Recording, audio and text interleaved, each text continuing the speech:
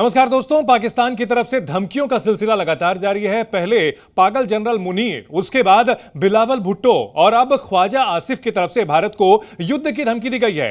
ताजा बयान आया है ख्वाजा आसिफ का, जिनका यह कहना है कि अगर अब भारत से लड़ाई होती है तो भारत के अंदर घुस करके मारेंगे, भारत के अंदर घुस करके अटैक करेंगे। अरे भाई साहब, आपके 300 किलोमीटर अंदर जाकर हमारे S-400 ने आपके विमानों को उड़ा दिया और आप भारत के अंदर घुसने की बात कर रहे हैं। बहरहाल ख्वाजा आसिफ, जो कि युद्ध के दौरान, ऑपरेशन सिंदूर के दौरान और उससे पहले भी लगातार बयानबाजी करते रहे हैं और पाकिस्तान के नेताओं की ऐसी बयानबाजी होती रहती है, लिहाजा उन्हें बहुत गंभीरता से पूरी दुनिया तो छोड़िए, पाकिस्तान में भी कोई नहीं लेता। लेकिन फिलहाल हम आपको बताते हैं कि क्या क्या कहा गया है। सबसे पहले आसिम मुनीर ने अमेरिका में जाकर के यह कहा कि हम अगर जाएंगे, हम अगर डूबेंगे, हम परमाणु संपन्न देश हैं और अगर हम डूबते हैं तो आधी दुनिया को ले मरेंगे। यह बात कही है। सोचिए, एक जनरल यह कहता है और जनरल के पास कहने का कोई अधिकार नहीं है, कहने को पाकिस्तान लोकतंत्र है, लेकिन फिर भी उसने यह कहा। उसके बाद भारत के सिंधु नदी को लेकर के, डैम को लेकर उसने कहा कि अगर भारत सिंधु नदी पर डैम बनाता है तो हम 3-4 मिसाइलें मार करके उसको फारिग कर देंगे। बड़ी दिलचस्प बात है, मिसाइलों की बौछार आपने की थी ऑपरेशन सिंदूर के दौरान, लेकिन भारत का जो मिसाइल डिफेंस सिस्टम था उसने आपके खैरात में मिले हुए चीनी और दूसरे जो हथियार थे उनको हवा में पुर्जा पुर्जा करके बिखेर दिया था। एक चीज तो वो साफ हो गई।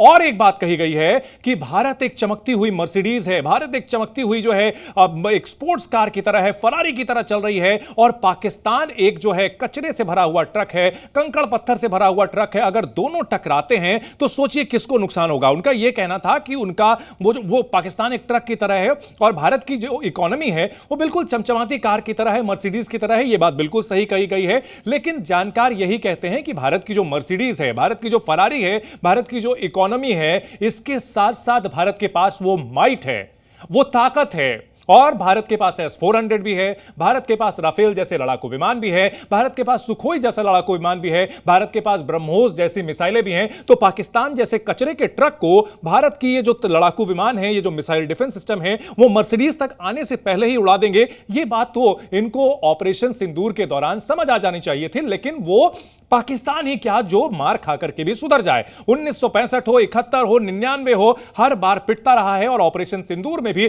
पिट करके, मार खा करके, भारत की मिसाइलों की मार खा करके सब उठता है, बदन पर पड़े हुए धूल को झाड़ता है और फिर कहता है कि हम भारत को सबक सिखाएंगे, हमने भारत को नुकसान कर दिया। खैर, इसी सिलसिले को आगे बढ़ाते हुए बिलावल भुट्टो ने भी वही बात कही, सिंधु नदी को लेकर के, फिर से जल समझौते को लेकर के भारत को धमकाने की कोशिश की। ख्वाजा आसिफ ने कहा कि भारत के अंदर से अटैक करेंगे, भारत के पूर्व से अटैक करेंगे।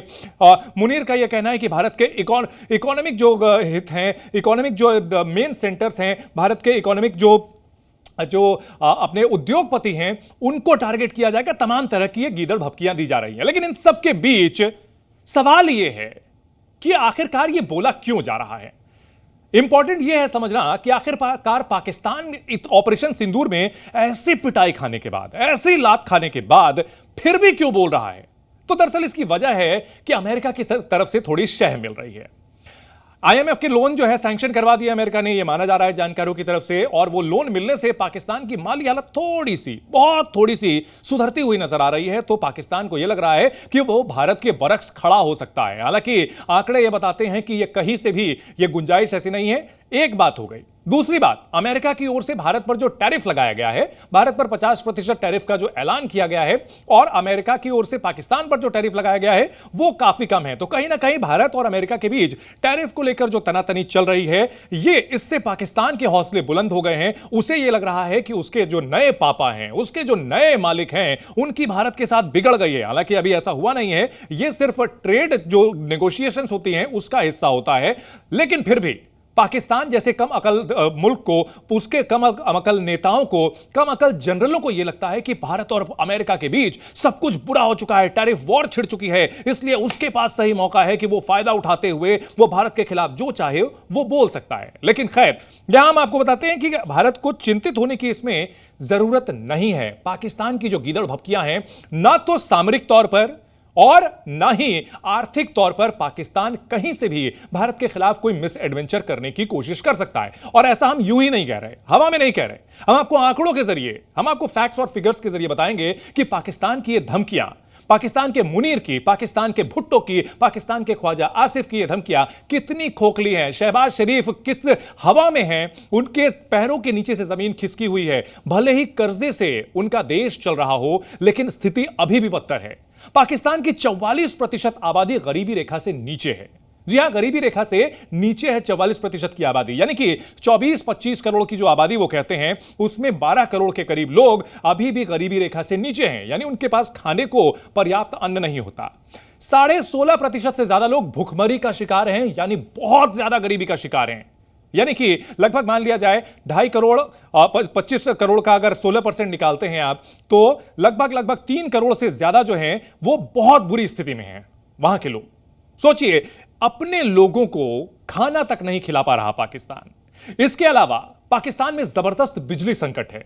कई इलाकों में 18 घंटे बिजली कटौती हो रही है, और वो इस वजह से क्योंकि पाकिस्तान का बिजली का जो इंफ्रास्ट्रक्चर है वो पूरी तरह से ध्वस्त हो चुका है। आईएमएफ ने जो लोन दिया है उसके बाद पाकिस्तानी को अपने ईंधन को महंगा करना पड़ा है। बिजली सब्सिडी जो दी जा रही थी उसको कम करना पड़ा है। पेट्रोल डीजल पर जो सब्सिडी दी जा रही थी, गैस पर जो सब्सिडी दी जा रही थी, वो कम करना पड़ा है पाकिस्तान को, और इस वजह से पाकिस्तान की माली हालत अभी भी ठीक नहीं हो पाई है। साथ ही साथ आपको कुछ और फैक्ट्स में बताना चाहूंगा कि इसमें पाकिस्तान में कराची जैसे शहर में यह हालात हैं कि लोग अपने बिजली का कनेक्शन कटवा रहे हैं, और अपने गहनों को बेच करके महिलाएं वहां पर सोलर पैनल लगवा रही हैं, क्योंकि वहां पर बिजली आती ही नहीं है।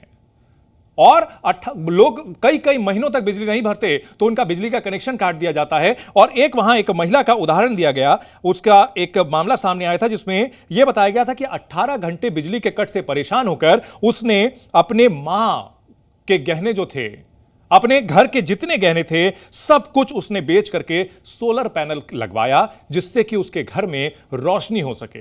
सोचिए, एक पाकिस्तान जैसा देश जो यह दावा करता है कि उसके पास परमाणु हथियार है, उसके पास दुनिया भर के उन्नत हथियार है, वो अमेरिका से हथियार लेने की कोशिश कर रहा है और अपने चीन से हथियार लेता है, लेकिन अपने लोगों को बिजली नहीं दे पाता। सोचिए, यह हालत है पाकिस्तान की अपने देश के लोगों को लेकर के। इसके अलावा आईएमएफ की कंडीशंस जो दी गई थी, जो वहां की केंद्रीय सरकार है उसने जो राज्यों से कहा था कि अपने खर्चे घटाए, लेकिन राज्यों ने अपने खर्चे नहीं घटाए हैं, और इस वजह से 5 में से जो 3 शर्तें थी आईएमएफ की, वो पाकिस्तान पूरा नहीं कर पाया है। और ऐसे में जो $7 बिलियन का लोन मिला, जिससे कि वहां पर आयात करने लायक जो पैसे आए थे, उसके ऊपर भी संकट पैदा हो सकता है। हालांकि अमेरिका की ओर से फिलहाल थोड़ी उसे मदद जरूर मिल रही है, लेकिन फिर भी उसकी आर्थिक स्थिति बहुत खराब है। अब आइए बात करते हैं सामरिक स्थिति की। भारत की सामरिक स्थिति, भारत के पास जो है डेटरेंस मौजूद है, S-400 है, हमारे पास लड़ाकू विमान है, हमारे पास मिसाइलें हैं, ये हमने पूरी दुनिया को ऑपरेशन सिंदूर में दिखा दिया है। लेकिन पाकिस्तान की हालत क्या है? पाकिस्तान की हालत यह है कि बलोच लिबरेशन आर्मी जब चाहे, जहां चाहे, जितने चाहे ब्लास्ट कर देती है, लोगों को मार देती है। अभी अभी हाल में खबर आई है कि वहां पर एक ट्रेन को वहां पर पलटा दिया गया है। जफर एक्सप्रेस जो बलूचिस्तान में है, उसको धमाका करके डीरेल कर दिया गया है। इसके अलावा खबर आई कि खैबर पख्तूनख्वा इलाके में आईईडी लगा करके स्कूल को उड़ा दिया गया, ब्रिज को उड़ा दिया गया। अरे, पाकिस्तान के जनरल आसिम मुनीर भारत को धमकी देने से पहले अपने घर में जो धमाके हो रहे हैं भाई, उसे तो रोक लो। जो आपके घर में स्कूलों को उड़ाया जा रहा है, आपके ब्रिज उड़ाए जा रहे हैं, आपके सैनिकों को मारा जा रहा है, अरे उन्हें तो बचा लो, फिर दुनिया के सामने जाकर के कहना, फिर भारत जैसी महाशक्ति के सामने धमकाने की कोशिश करना। कहावत है, थोथा चना बाजे घना, और यह कहावत आसिम मुनीर पर और उनके जो दूसरे नेता हैं, देखिए राष्ट्राध्यक्ष वहां के आसिम मुनीर हैं, यह बात तो ट्रंप ने साबित कर दी बुला करके। वो वहां पर शहबाज शरीफ को नहीं बुलाते, आसिम मुनीर को बार बार बुलाते हैं। इसी से अंदाजा लग जाता है। तो आसिम मुनीर भले जो बकवास कर रहे हो, उनके जो बाकी के नेता हैं जो बकवास कर रहे हो, लेकिन हकीकत यही है, उनके अपने घर में आग लगी हुई है। आतंकवादी जब चाहते हैं, जहां चाहते हैं, धमाके करते हैं। वजीरिस्तान का इलाका हो, खैबर पख्तूनख्वा का इलाका हो, बलूचिस्तान की तो बात ही कहना यहां पर गैर जरूरी है। तो यह स्थिति है कि ना सामरिक तौर पर, ना ही आर्थिक तौर पर पाकिस्तान भारत का मुकाबला कर सकता है। लेकिन कहीं ना कहीं अपनी आवाम का ध्यान हटाने के लिए, वो गरीब जनता जो कि भूखों मर रही है, उनका ध्यान हटाने के लिए भारत विरोध की आड़ ली जाती है। हमने आपको बताया कि बिजली नहीं दे पा रहे तो भारत विरोध का अफीम चटा करके ये सोचते हैं कि वो शासन करते रहें।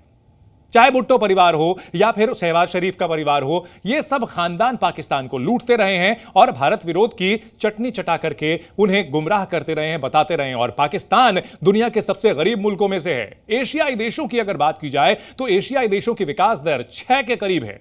भारत एशियाई देशों में भी सबसे अच्छा कर रहा है और दुनिया के जो देश हैं उनमें भारत की इकोनॉमी सबसे अच्छा कर रही है, लेकिन पाकिस्तान की ओर से 2 साल पहले तक वहां नेगेटिव थी वहां की इकोनॉमिक ग्रोथ। और अब भी जो यहां पर कर्जे के दम पर जो ग्रोथ आई है वो 2.4 या 2.5 की प्रोजेक्ट की गई है। सोचिए पाकिस्तान की इकोनॉमी की इतनी घटिया हालत है। पाकिस्तान के जो हथियार हैं, किराए के हथियार, जो खैरात में मिले हथियार हैं, उनका हश्र जो है ऑपरेशन सिंदूर में दुनिया देख चुकी है। फिर किस मुंह से इस तरह की बकवास करते हैं जनरल मुनीर? किस मुंह से ख्वाजा आसिफ यहां पर अपनी जो है छाती ठोक करके कहते हैं कि भारत के घर में जाकर के घुस करके हमला करेंगे? अरे भाई, भारत के बजट से आप अपनी तुलना भी नहीं कर सकते, भारत के फॉरेक्स रिजर्व से अपनी तुलना भी नहीं कर सकते। ऐसी बातें करके किसे बेवकूफ बना रहे हो? लेकिन ठीक है, पाकिस्तान के नेता हैं, इस तरह की बकवास करते हैं, उसी में उनकी राजनीति चलती है। और हासिम मुनीर के लिए तो यहां दिलचस्प बात यही थी कि ऑपरेशन सिंदूर में उनकी सेना ने मार खाई, उनके जो हवाई ठिकाने थे वो बर्बाद हो गए, भारत की मिसाइलों ने जाकर उनके एयर बेसिस में इतने बड़े बड़े गड्ढे भर दिए। लेकिन वहां भी दिलचस्प बात यह है कि इतनी मार खाने के बावजूद भी प्रमोशन मिला और उसे फील्ड मार्शल बना दिया गया। तो जाहिर सी बात है, मार खाते हैं फिर भी प्रमोशन पाते हैं, तो ऐसी बड़बोली बयानबाजी करना तो बनता है। लेकिन फिलहाल एक चीज साफ है कि भारत को इस तरह की गीदड़ भपकियों से डरने की कोई जरूरत नहीं है, रत्ती भर जरूरत नहीं है। भारत की सेनाएं समर्थ हैं, भारत का राजनीतिक नेतृत्व यहां पूरी तरह से समर्थ है, भारत की अर्थव्यवस्था काफी मजबूत है। अगर भारत और अमेरिका के टैरिफ की आड़ में अगर आपको अमेरिका को पाकिस्तान को यह लगता है कि उसका उल्लू सीधा हो जाएगा, तो ऐसे कोई भी आसार नहीं है, क्योंकि भारत और अमेरिका के बीच कारोबारी संबंध लंबे समय से, कई दशकों से मजबूत होते रहे हैं और आने वाले दिनों में भी वो पटरी पर आ जाएंगे। इसमें पाकिस्तान का वो एक और कहावत है कि पिद्दी ना पिद्दी का शोरबा मैं, और कहा जाता है कि भाई तू कौन, मैं खामखा। वो खामखा पाकिस्तान है जो कि यहां भारत और अमेरिका के बीच में अपनी वक़्त दिखाने की कोशिश कर रहा है। भारत को घबराने की उससे कोई जरूरत नहीं है।